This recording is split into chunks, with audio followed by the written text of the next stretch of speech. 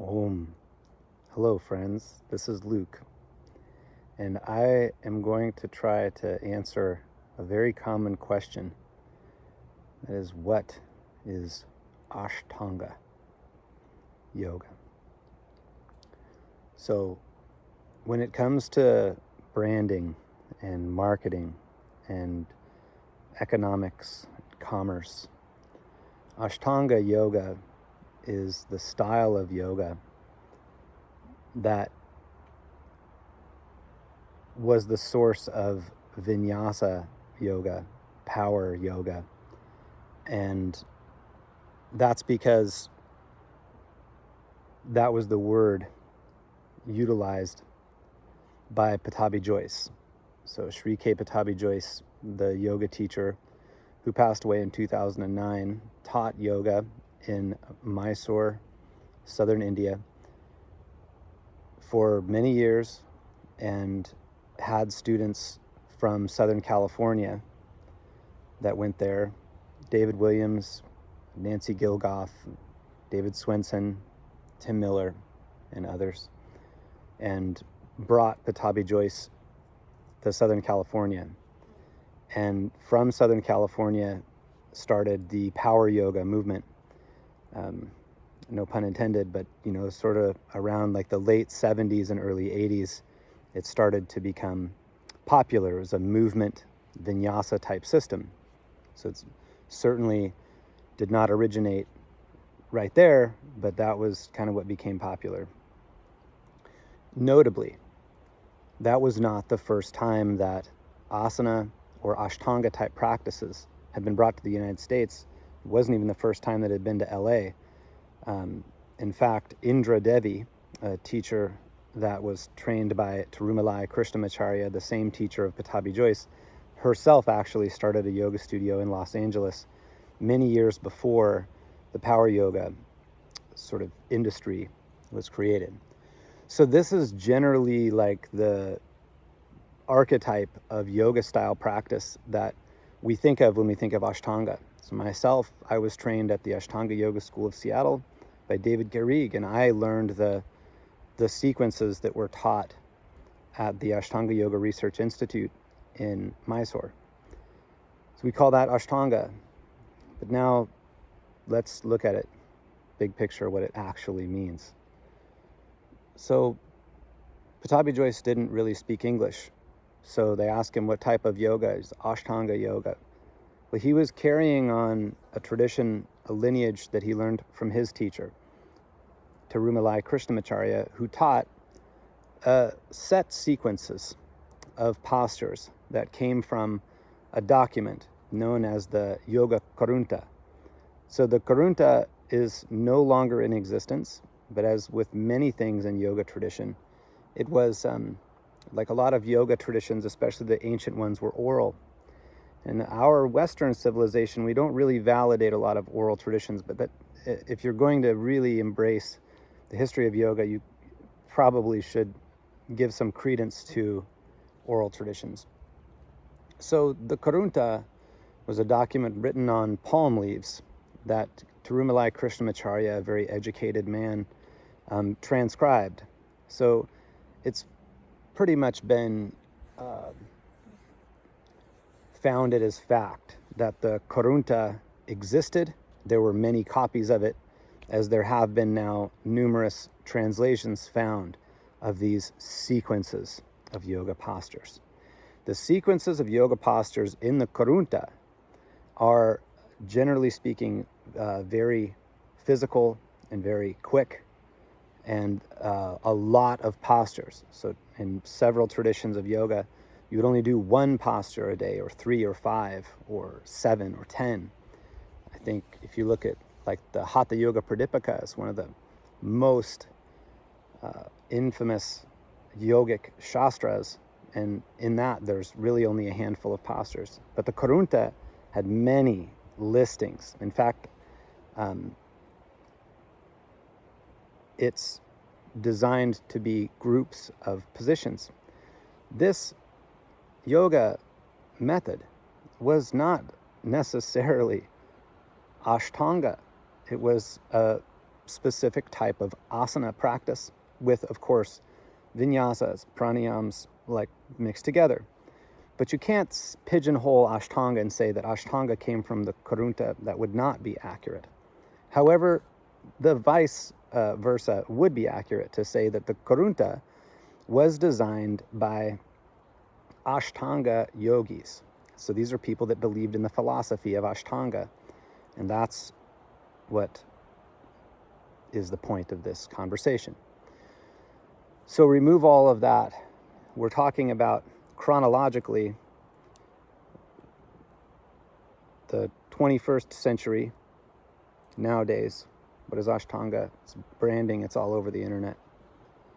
There's a lineage, though. It's usually referred to as Ashtanga that goes to Pattabhi Jois.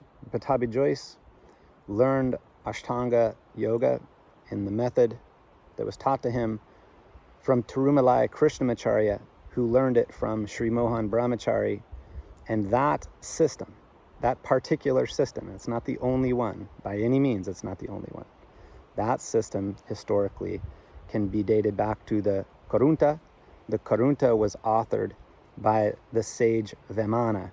So there may be multiple Vemanas, but you can just Google Vemana. He was a poet, a very eccentric, unique, imaginative person. And so Vemana is credited to have authored the Yoga Karunta. So that's, I want to say, like in the 1600s, Vemana. So yoga is much older than that. So let's get back to the brass tacks of what Ashtanga is. So I have in my hand a copy of the Yoga Sutra workbook by the American Sanskrit Institute, and I have it opened to Yoga Sutra 228. Yoga Sutra 228 says, Yoganga nushdanat ashu dikshaye jnana dipti aviveka khyate, which translates in this specific edition as, by practicing the 8 limbs of yoga, upon the diminishing of impurities, there is a light of knowing leading up to the identification of viveka, which is the distinction between Purusha and Prakriti, the distinction between material and spirit, if you will. Yoga Sutra 229. I got trouble with my page. Yama, niyama, asana, pranayama, pratyahara, dharana, dhyana, samadhayo, ashtoangani. So Yoga Sutra 229 lists the 8 limbs of yoga. So if you just take these 2 sutras, okay, it's saying there that the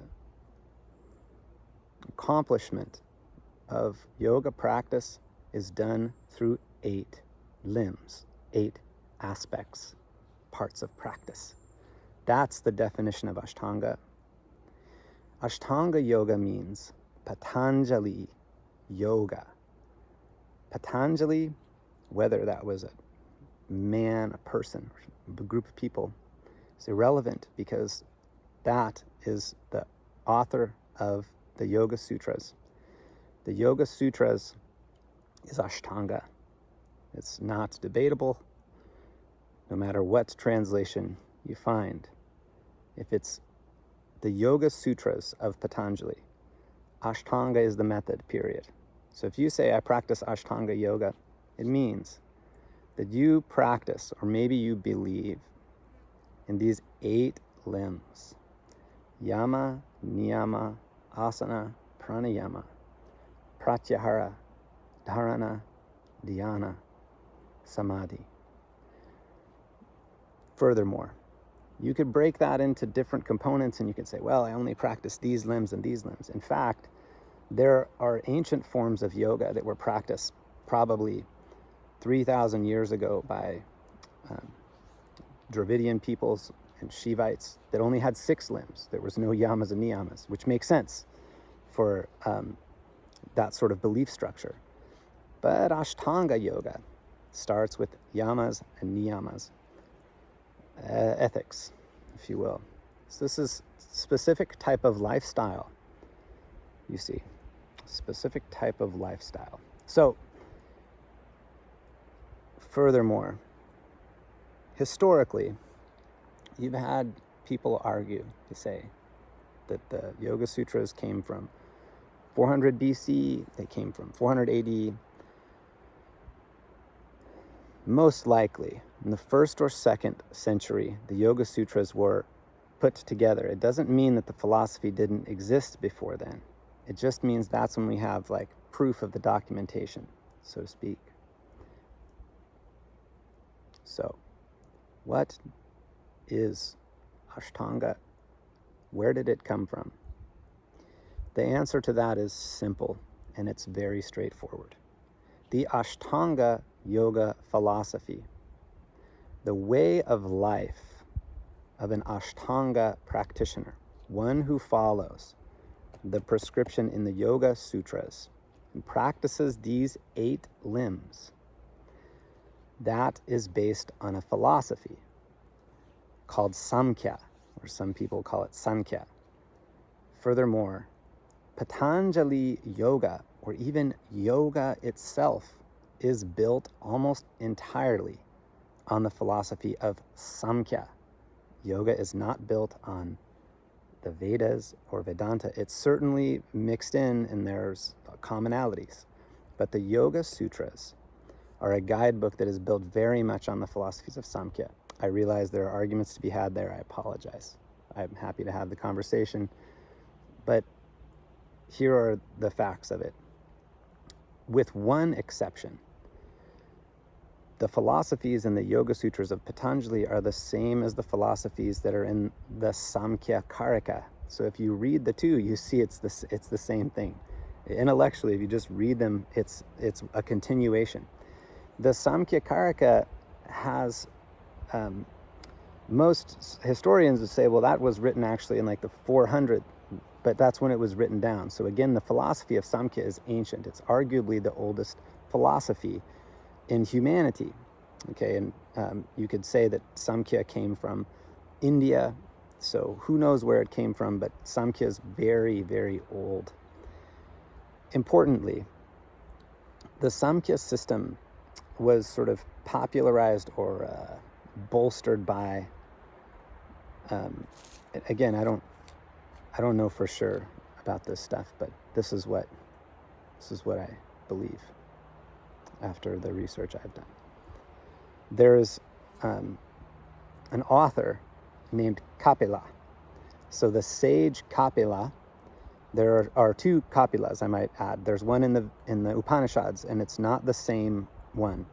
So this one is often called the atheist Copula because Samkhya philosophy is non-theistic, or you could even say atheistic. The definition of atheism I don't think is super important there, but it denies the existence of the necessity of a being to create the universe. So this is what you would call maybe impersonalism. It doesn't mean that it doesn't believe in what people would call maybe God or something like that, but it's suggesting something that there is no cosmic being or a Godhead. Okay, so they call him the Sage Copula. Notably, Copula lived 100 years exactly before the historical Buddha lived. Buddha is from a village named after Copula. They're from the same place. Buddhism is very much based on the same philosophy as yoga originally, and it has been very much proven that Buddha studied Samkhya. That was his first teacher, and if you read like historical accounts of Buddha's life, it was his first like main teacher was a Samkhya teacher. So that's how you see a lot of the same words and the same ideas with suffering and so forth between yoga and Buddhism. What's different between Samkhya and yoga is one thing, and that's Ishvara. So Ishvara is a very ambiguous and challenging concept that some people have trouble with. Ishvara does not necessarily mean God. It means an omniscient seer that exists in a place beyond cause and effect. This, according to the Yoga Sutras, if you read Yoga Sutra 1:25 through 30, you'll see that it defines Ishvara as something of a being that has existed before time, and that all sages, all wise yogis were taught by Ishvara. So Ishvara is not necessarily like a person, like in flesh, but if you read into yoga philosophy and you understand that it's dualistic. You have Purusha, which is nature, and, Purusha, which is spirit, Prakriti, which is nature. Ishvara is a piece of spirit, but rather than Purusha, which is perhaps the part of you that is seeing the truth, Ishvara is vast, and Ishvara is perfect. And so yoga philosophy inserts Ishvara for, you could say, practical purposes. Maybe yoga philosophy, maybe Patanjali didn't even believe Ishvara existed. So you could say it's a utilitarian type of thing where it exists because it helps people to learn. And it makes sense because Samkhya is a philosophy and yoga is a method. It's a system. It's a way of life. So Ishvara is utilized. In fact, Ishvara pranidhana, the surrender to Ishvara, or the abiding by that part of you, if you will, is sort of the main purpose of yoga philosophy. So this is the life of Ashtanga yogi, in short, from my perspective. It doesn't mean that if you practice Hatha yoga, is that not Ashtanga yoga? Is Raja yoga the last few limbs of yoga? That's not really my place to say, but this is the definition of Ashtanga as it is here at the school. And it's a wonderful discussion to have. And these limbs of yoga, you might get into it, see if you feel the same way. And there are many different types of yoga, and it just so happens that most asana practices, most physical practices that are utilized today came from Tirumalai Krishnamacharya and the lineage of Ashtanga. Not all, but this is what we teach. This is what we do. 8 limbs. Doesn't matter if you can get your foot behind your head. Doesn't matter if you can grab your ankles and your back bend. Ashtanga is a way of life. Haribol.